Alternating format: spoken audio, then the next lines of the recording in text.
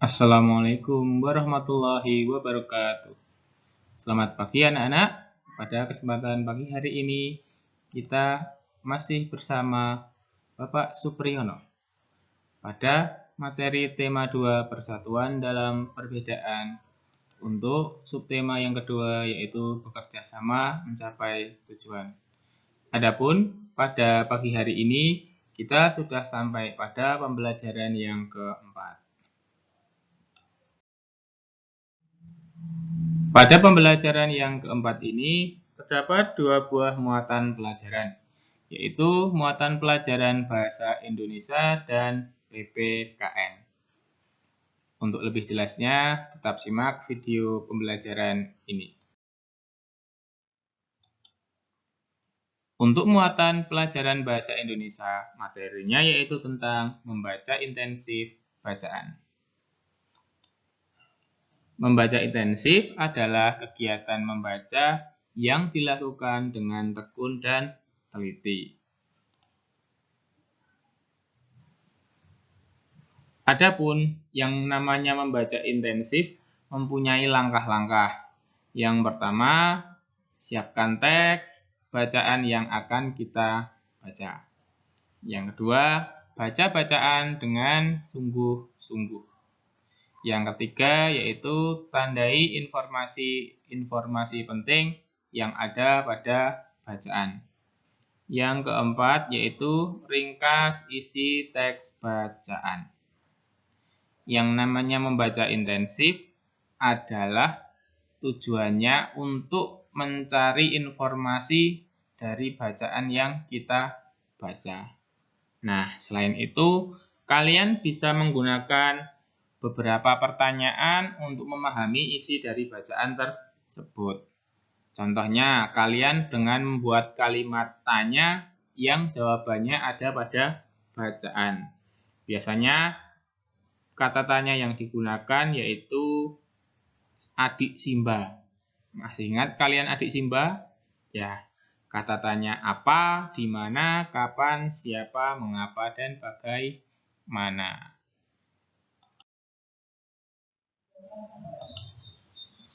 Untuk muatan pelajaran yang kedua yaitu PPKN. Materinya tentang sikap rela berkorban sebagai penerapan nilai persatuan dan kesatuan.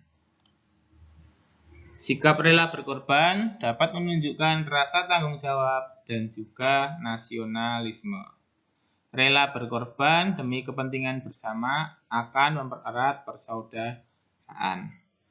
Nah, kita harus mengorbankan kepentingan pribadi kita demi kepentingan bersama, karena kepentingan bersama di atas kepentingan pribadi. Selain itu, sebagai warga masyarakat maupun warga negara, kita harus bertanggung jawab terhadap apa yang kita lakukan sehari-hari.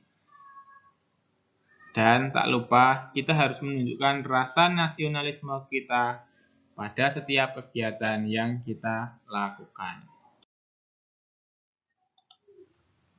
Nah, berikut adalah contoh-contoh perwujudan sikap tersebut. Yang pertama yaitu menyisihkan uang saku dan pakaian layak pakai untuk membantu korban bencana alam, termasuk sikap contoh rela berkorban. Nah, kita rela mengorbankan sebagian uang saku dan pakaian guna kita sumbangkan untuk korban bencana alam. Kemudian, menumbuhkan rasa persatuan dan kesatuan di lingkungan masyarakat. Nah, di lingkungan masyarakat yang beragam, perbedaan bukanlah menjadi suatu penghalang bagi terwujudnya rasa persatuan dan kesatuan. Nah, salah satu wujud nyatanya dari semangat persatuan dan kesatuan adalah kegiatan gotong royong. Gotong royong merupakan salah satu ciri khas dari bangsa Indonesia.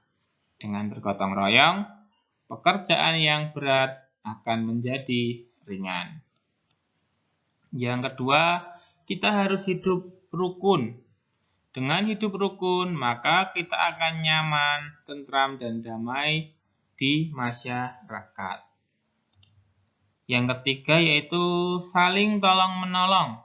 Nah, saling tolong-menolong dapat dicontohkan ketika ada tetangga kita yang tertimpa musibah, kita bisa menolongnya.